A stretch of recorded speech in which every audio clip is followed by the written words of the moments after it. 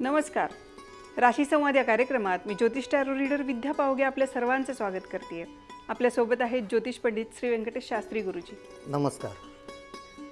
शनी आणि मंगळ या ग्रहासोबत राहू हा आपल्या आयुष्यावरती काय पडसाद घेऊन येतो हे आज आपण पाहणार आहोत. आपल्या आयुष्यात असंख्य गोष्टी आहेत ज्या आपल्याला दुःख देऊन जातात. त्या दुःखांचं कारण शनी आणि मंगळ याच्याबरोबर राहू तर नाही ना. आपण नक्की जाणून घेऊयात. आपण जाणून घेऊयात या आठवड्याचं आपलं राशीफल. धन्यवाद. मेष राशी. नातेवाईक मित्र यांच्याकडून दुर्लक्षित व्हाल. विश्वासघात व पैशाचे नुकसान होईल. सावध राहा. कर्ज देण्यापूर्वी विचार करा. राजकीय किंवा सरकारी गाठीभेटी होऊन पुढे काही संकल्पना ठरवतील. कागदपत्राचे व्यवहार करताना फार काळजी घ्यावी लागेल. वृषभ राशी. कौटुंबिक जबाबदाऱ्यांमुळे धावपळ होईल. जुने मित्रमैत्रिणी, दूरचे नातेवाईक यांच्या अचानक भेटींमुळे आनंद निर्माण होऊ शकतो. कामाचे कौतुकही होईल व या गाठीभेटींचा पुढे फायदाही होईल.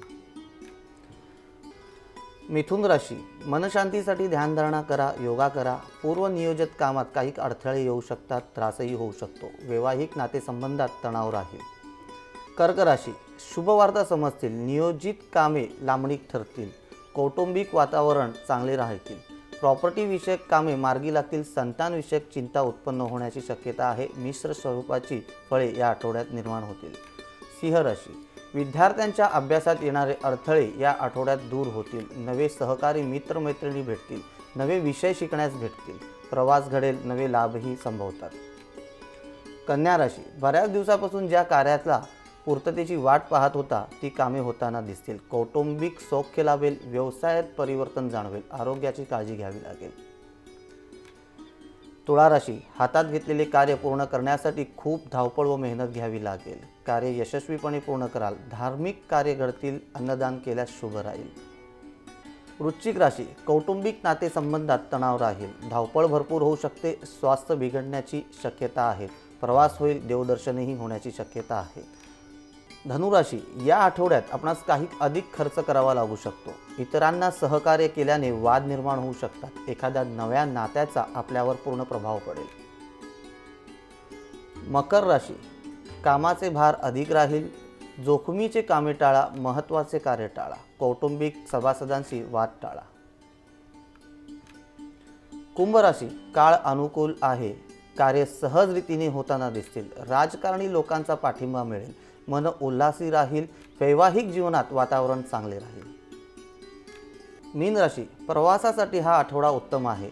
वरिष्ठांशी संपर्क आपल्यासाठी आनंद देणारा ठरेल. मनोरंजनाचा काळ आहे. मनोरंजनासाठी वायफळ खर्चही होऊ शकतो. धन्यवाद. आपल्या आठवड्याच्या राशीफलानंतर आपण वळूयात आपल्या या आठवड्याच्या विषयाकडे. आपला विषय आहे राहू आणि केतू.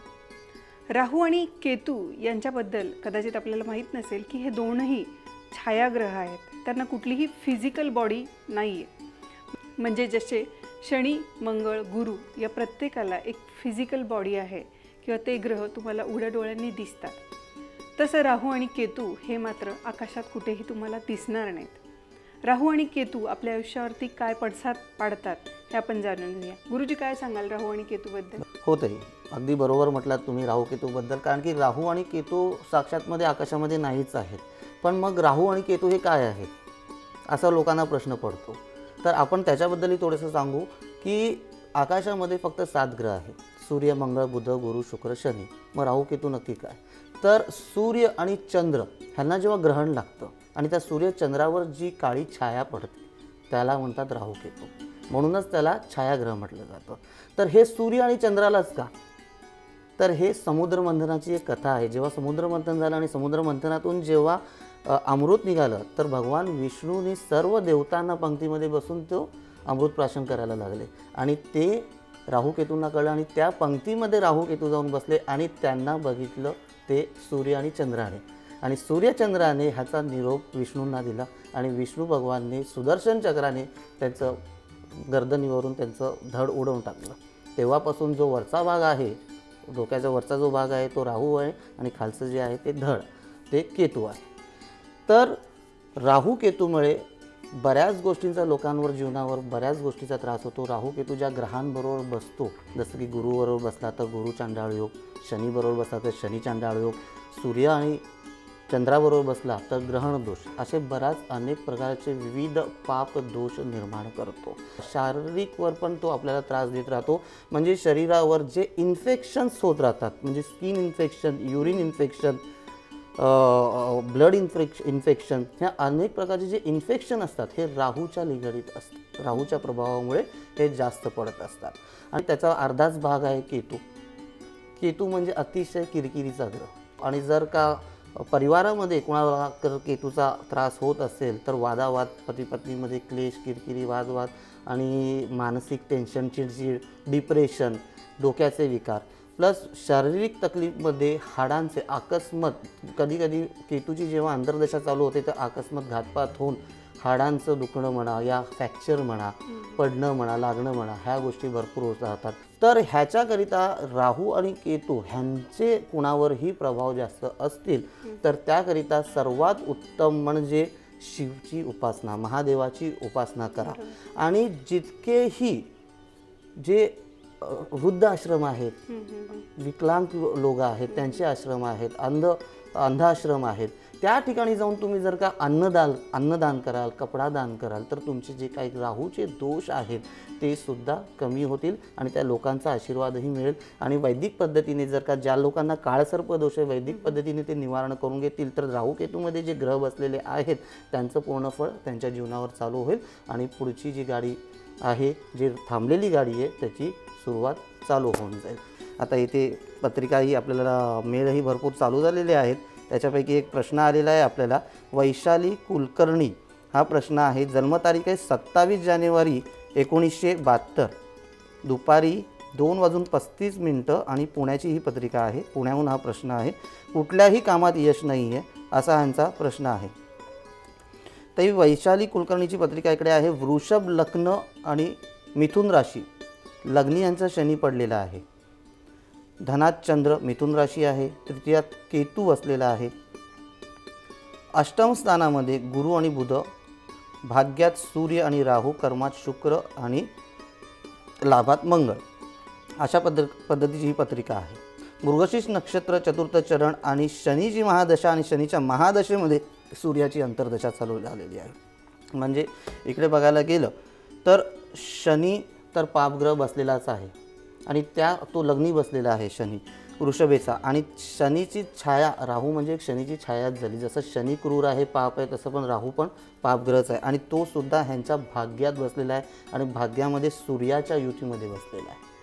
सूर्याची युती म्हणजे राहूचा योग झाला. इकडे सूर्य आणि राहू ग्रहण दोष बसला आहे भाग्यस्थान, म्हणजे ह्यांचा भाग्याला ग्रहण लागणं एक पद्धतीचं ग्रहण लागण्यासारखंच आहे की कुठल्याही कामामध्ये यश नाही मिळणं, कुठल्याही कामामध्ये प्रगती नाही मिळणं आणि लग्न जीवनामध्ये पण जे पतीचं जे सुख जीवनामध्ये पाहिजे असतं त्या पद्धतीचं ह्यांना थोडंसं कठीण दिसतं. वादावाद, चिडचिडपणा, त्रास, कुठल्याही कामामध्ये सक्सेसता नाही, अशा बऱ्याच गोष्टी भेटत असतात. त्यासाठी तुम्ही सूर्याला पाणी देत राहा सकाळी आणि राहूसाठी शिवलिंगावर पाण्याचा अभिषेक करा. याच्याने तुम्हाला बऱ्याच गोष्टी सुटताना दिसतील. आपण कार्ड्सही पाहूया. वैशालीताई, गुरुजींनी तुमचं पत्रिका सांगितलेली आहे. कार्ड्स काय सांगतात हे आपण पाहूया एका छोट्या ब्रेक नंतर.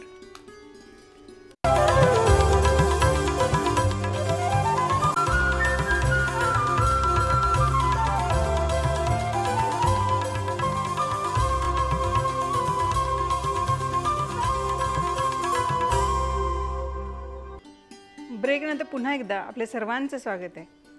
आपण प्रश्न घेत होतो वैशालीताईंचा. गुरुजींनी पत्रिकेचं विश्लेषण केलेलं आहे. कार्ड्स काय सांगतात ते पाहूया. आम्ही नेहमी सांगत असतो की जे पत्रिका सांगते तेच कार्ड सांगतात. आज आपला विषय आहे राहू आणि ताईंच्या पत्रिकेमध्ये, वैशालीताईंच्या पत्रिकेमध्ये नवमामध्ये जो राहू आणि सूर्य आहे हा त्यांच्या आयुष्यात काही निगेटिव्ह पडसाद पाडत आहे. श्रावण चालू आहे त्याच्यामुळे राहूशी रिलेटेड जे पण काही दोष असतील, गुरुजींनी सांगितलं की कालसर्पासारखे जे दोष आहेत त्याच्या निवारणासाठी जर शिवमंदिरात गेलात, पूजा अर्चा केलीत तर ते तुमच्यासाठी फायद्याचं ठरेल. ताई, कार्ड्स असं सांगतात की 5 ऑफ सोर्ड्स जे कार्ड आलेलं आहे याचा अर्थ असा आहे की थोडासा संघर्षाचा काळ चालू आहे. आता हा संघर्ष शारीरिक असण्याची जास्त शक्यता आहे. गुडघ्यांचं दुखणं किंवा पायांचं दुखणं हे तुमची पत्रिका दाखवते आणि कार्ड्स ही त्याच पद्धतीचा संघर्ष दाखवतात. आपण वळूयात पुढच्या प्रश्नाकडे. गुरुजी, आपल्याला पुढचा प्रश्न आहे. आपल्याला पत्रिका आहे प्रियांका यांची. जन्मतारीख आहे 30/6/93. जन्मवेळ आहे 1:50 सकाळी आणि जन्मठिकाण आहे पुणे. यांचा प्रश्न असा आहे, खूप मनस्ताप आणि चिडचिड होत आहे, आयुष्य संपवण्याचे विचार येत आहेत. हे निगेटिव्ह विचार का येत आहेत हे आपण बघूयात. प्रियंकाची कुंडली माझ्यासमोर येते. तुळा राशी आणि मेष लग्न. लग्नात शुक्र आहे आणि द्वितीय स्थानामध्ये केतू आणि अष्टमामध्ये राहू. हे जे आयुष्य संपवण्याचा जो विचार येतोय, राहू हा एक शनीसारखा क्रूर ग्रह आहे आणि तो अष्टमस्थान म्हणजे मृत्यूस्थान. आणि मृत्यूस्थानामध्ये राहू बसलेला आहे आणि ते स्थान आहे, त्या स्थानाचा स्वामी आहे मंगळ. म्हणजे वृश्चिक राशीमध्ये तो राहू बसलेला आहे आणि मंगळाच्या घरामध्ये राहू बसला आहे आणि समोर त्याच्या बसलेला आहे केतू. केतू हा धनस्थानामध्ये प्लस पारिवारिक स्थान. म्हणजे कुठेतरी परिवाराच्या निगडीत, परिवाराचा त्रास, त्यांचा हॅरेसमेंट, वादविवाद, क्लेश, ह्या अशा काही गोष्टी झालेल्या असतील आणि त्यासोबत आत्ता त्यांची 7.5 पण संपलेली आहे, तुळा राशी आहे. तर पारिवारिक त्रासामुळे, त्यांना चिडचिडपणामुळे कुठेतरी ह्यांना त्रास होत असेल आणि त्याच्यामुळे ह्या नेगेटिव्ह गोष्टी त्यांच्या डोक्यावर येत असतील, परिणाम येत असतील की कुठेतरी आपल्याला स्वतःला संपवून घेणं. पण कधीही एक विचार करा की कुठलाही काळ शेवटपर्यंत जायचा नसतो. कुठलाही त्रासदायक, कुठलाही ग्रहांचा दोष असतो, एक ठराविक वेळेनुसार असतो, तो वेळेपर्यंतच असतो. त्या वेळेला तुम्ही फेस करा, पुढच्या सगळ्या गोष्टी सुरळीत चालू होतील आणि त्या वेळेमध्ये जो त्रास होतोय यांना, त्याच्यावर प्रत्येक अपायावर उपायही आहेत. तर ह्या उपायावर तुम्ही जर का शिवलिंगावर पाण्याचा अभिषेक, पाणी आणि दूध ह्याचा अभिषेक केला आणि महामृत्युंजय जप तुम्ही करा. दर सोमवारी 108 वेळा महामृत्युंजयाची तुम्ही जप केलात तर असे जे नेगेटिव्ह विचार आहेत, असे जे नेगेटिव्ह एनर्जी जे तुमच्यामध्ये इन होते त्या राहू दोषामुळे, तो निघून जाईल आणि त्याच्यासोबत जो पॉझिटिव्ह ग्रहांचा जो प्रभाव आहे तुमच्या जीवनावर तो सुरुवात होईल. आणि महामृत्युंजय दोषामुळे जो गुरु रोगात पडलेला आहे तो गुरु तुमचा ॲक्टिव्ह होईल आणि हे जे चुकीचे विचार जे तुमच्या मनामध्ये येते ते थांबून जातील. तर महामृत्युंजयचा जप दिवसातून एकदा तरी 108 वेळा तरी करा, नाहीतर कमीत कमी सोमवारी जाऊन महादेवाच्या मंदिरात तरी एकदा तरी तुम्हाला करायलाच हवं. एस ऑफ सोर्ड्स, आपण जर हे कार्ड पाहिलं तर आपल्या लक्षात येईल की एस ऑफ सोर्ड्स म्हणजे एका हातात तलवार आहे आणि या तलवारीला वरती मुकुट घातलेला आहे. याचा अर्थ असा होतो की संघर्षाचा काळ जरी असला तरी विजय तुमचाच होणार आहे. गुरुजींनी सांगितलं की जेव्हा जेव्हा ज्या अंतर्दशा किंवा महादशा येतात त्यावेळी तुम्हाला काही ना काही त्रास होऊ शकतो. म्हणजे एखादा आजारपण येऊ शकतं किंवा तुम्ही घरापासून लांब जाऊ शकता. बऱ्याचदा गुरुजी असंही होतं की चतुर्थातला जो राहू आहे तो घरापासून विलग करतो काही लोकांना. हो, तुम्ही महामृत्युंजयाचं जप नेहमी ठेवा आणि शक्य होत असेल तर उसाचा रस आणि मध हे शिवलिंगावर तुम्ही चढून त्याचं महामृत्युंजयाच्या जपाने ते अभिषेक करा. तुमचे सगळे नेगेटिव्ह जे विचार आहेत ते सगळे तुमच्यातून लांब जातील आणि पॉझिटिव्ह एनर्जी तुमच्यामध्ये चालू होईल.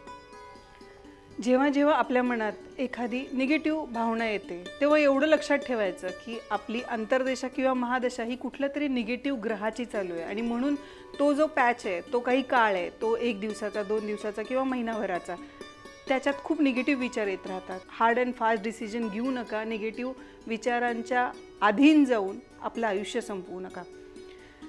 या ग्रहांचे पडसाद हे थोड्या काळापुरते असतात. आपण नेहमी सांगतो की पूजापाठ केली पाहिजे, ध्यान केलं पाहिजे. जेव्हा आपण पूजापाठला बसतो किंवा आता जो श्रावण चालू आहे तर या श्रावणामध्ये जर तुम्ही जे सोमवारचे व्रत करतात, काही महिला गुरुवारचं करतात, शनिवारचं करतात, याचा फायदा तुमच्या आयुष्यावरती निश्चित होतो. जेव्हा तुम्ही त्रासलेले असता तुमच्या ग्रहांच्या काही गोष्टींमुळे तर पूजापाठ करा तर बऱ्याचपैकी मनशांती तुम्हाला मिळते. आपण पुढचा प्रश्न घेऊयात. पुढचा प्रश्न गोव्यावरून आहे आपल्याला. गुरुदास यांची पत्रिका आहे गुरुजी. 2/11/68 वेळ संध्याकाळी 5ची आहे आणि जन्मठिकाण गोवा आहे. गुरुदासजी तुमची कुंडली माझ्यासमोर आलेली आहे. मीन राशी, मीन लग्न आणि लग्नीच बसलेला आहे तुमचा शनी, चंद्र, राहू. इथे 3 ग्रह लग्नी बसलेले आहेत. त्यांची युती अशा पद्धतीने बनते की राहू आणि चंद्र यांचा ग्रहण दोष, शनी आणि चंद्र विष योग आणि राहू चंद्र शाप योग, ह्या अशा 3 पद्धतीची यांची युती आहे. आणि त्याच्या समोरच बसलेला आहे मंगळ, गुरु, बुध, केतू. म्हणजे सगळेच ग्रह यांचे जे आहेत ते केंद्रामध्ये बसलेले आहेत. फक्त 6व्या स्थानामध्ये तुळेचा सूर्य हा अष्टम स्थानामध्ये बसलेला आहे. तर ओव्हरऑल यांची पत्रिका जी आहे की इथे संपूर्ण एक प्रकारे काळसर्पदोष पण दाखवतोय, शनिचंद्र विष योग पण दाखवतोय, ग्रहण दोष पण दाखवतोय, पितृदोष पण दाखवतोय. ह्यांचं एकच निवारण आहे, हे तुमच्या आयुष्यामध्ये अडचणी म्हणजे आजपर्यंत तुम्ही फक्त तुमची लाईफ स्ट्रगल करण्यातच गेलेली आहे. यांची लाईफ जी गेली पूर्ण स्ट्रगल करण्यात, म्हणजे यशस्वी असं कुठेच यांचं जीवन दिसत नाही आहे. फक्त स्ट्रगल मेहनत आणि एका ठिकाणी स्थिर जे राहायला पाहिजे ते स्थिरता नाही आहे. थोडे दिवस हे कर, थोडे दिवस ते कर, अशीच ह्यांची पद्धत चाललेली आहे. आणि ह्यांची पत्रिका अशी आहे की कुणाच्या हाताखाली काम करेल असं पण होत नाही. काय ना काय स्वतःचा स्वाभिमान सांभाळण्यासाठी स्वतःचं काहीतरी काम करतील, पण ते काम त्याची सक्सेस भेटायला पाहिजे तसं नाही होणं. त्यांना एक योग्य मार्गदर्शक भेटायला पाहिजे, ते नाही भेटणं. योग्य पार्टनर भेटायला पाहिजे, ते नाही भेटणं. अशा प्रत्येक गोष्टीमुळे अडीअडचणी होत आहेत आणि पारिवारिक अडीअडचणी पण भरपूर देतात. मंगळ असल्याच्या कारणाने पती पत्नीमध्ये पण क्लेश येतो. लग्नस्थानी राहू, चंद्र, शनी ह्या ज्या 3 ग्रह बसलेले आहेत त्याच्यामुळे परिवारामध्ये पती पत्नींमध्ये सुद्धा क्लेश जास्त दिसून येतोय.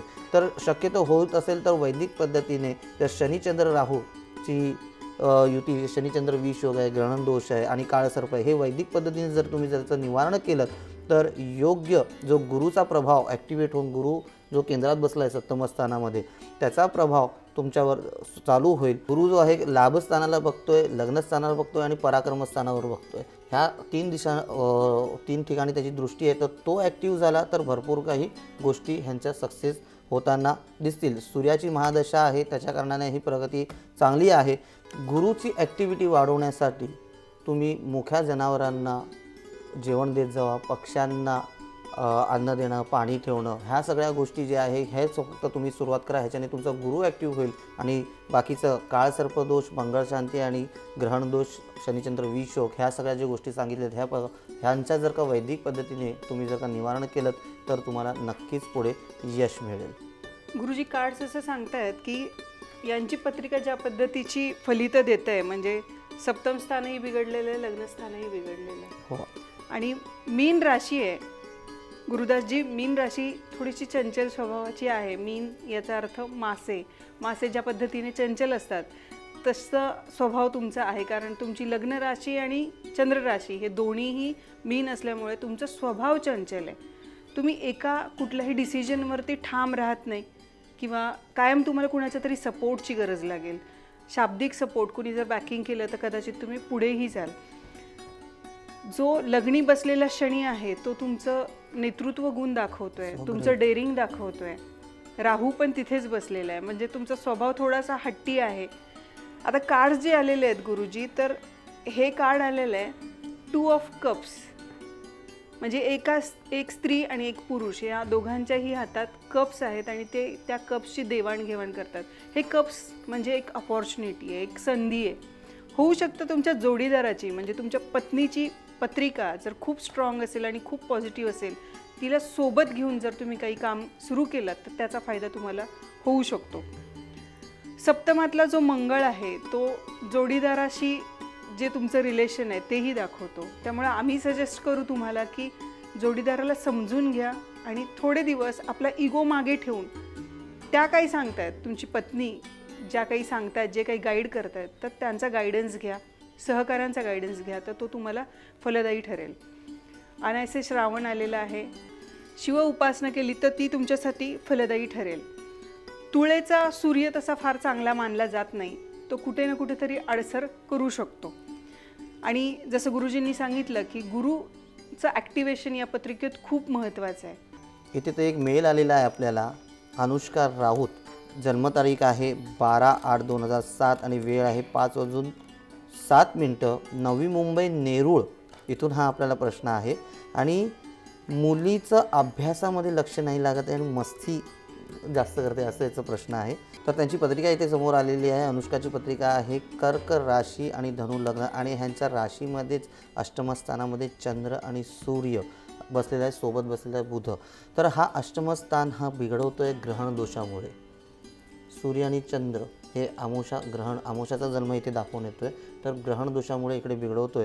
तर शक्यतो थोडंसं ह्यांना अभ्यासाकडे तर नुकसान होईलच, पण आरोग्याकडेलाही ह्यांना काहीतरी नुकसान होण्याची शक्यता आहे. घातपात त्रास वगैरे होणं आणि अकस्मात शारीरिक गंडांतर योग वगैरे येणं, ह्या सगळ्या गोष्टीही तुम्हाला येतात. तर श्रावण महिना चालू आहे. श्रावण महिन्याच्यामुळे त्यांच्या आईने यांच्या नावाने जर का शिवलिंगावर महामृत्युंजयचा जाप केला, दुधाचा अभिषेक केला, दूध, उसाचा रस आणि मध ह्या पद्धतीने, दूध दही मध ह्या पद्धतीने जर पंचामृताने पण देखील जर का शिवलिंगावर अभिषेक केला महामृत्युंजयचा मंत्र बोलून, तर मुलीच्या तब्येतीला व आरोग्याला काही त्रास होणार नाही आणि तसंच तिचं लक्ष आपल्या शिक्षणाकडे व्यवस्थित लागेल. थोडंसं तुम्हाला तिच्या मागे लागावं लागेल, पण आता लहान आहे, मुलं मस्ती नाही करणार तर कोण करणार. अनुष्काची पत्रिका आपल्या समोर आहे आणि गुरुजी नक्षत्र कुठलं याचं मुलीचं? अश्लेषा नक्षत्र पहिलं चरण आहे. जी पत्रिका समोर आहे आपल्या अष्टमातला म्हणजे मृत्यूस्थानातला कर्केचा चंद्र, रवी आणि बुध आहे. अश्लेषा नक्षत्र स्वामी बुध हा अष्टमात बसलाय, त्यामुळे काळजीची पत्रिका आहे. चंद्र हा पाणी, रवी हा गरमपणा, गरम पाण्यामुळे होणारा जो त्रास आहे किंवा भाजणं यासारख्या गोष्टी या पत्रिकेत दिसत आहेत. कार्ड्स थोडेसे निगेटिव्ह आलेले आहेत. तर आम्ही सजेस्ट करू की महामृत्युंजयाचा जाप चालू ठेवा, श्रावणात करून घ्या. लघुरुद्र, महारुद्र हा अनुष्कासाठी केलात तर तो जास्त फलदायी ठरेल. तुमचे असंख्य फोन कॉल्स, मेसेजेस आम्हाला मिळत आहेत. आम्हाला शक्य आहे तितक्या लोकांच्या प्रश्नांची उत्तरं द्यायचा आम्ही प्रयत्न करतो आहे. तरीही नवी मुंबई, पुणे आणि अंधेरी इथे तुम्ही आमच्याशी थेट संपर्क साधू शकता. तुमच्या प्रश्नांच्या उत्तरासाठी आम्ही पुन्हा सज्ज होऊ पुढच्या आठवड्यात. तोपर्यंत नमस्कार.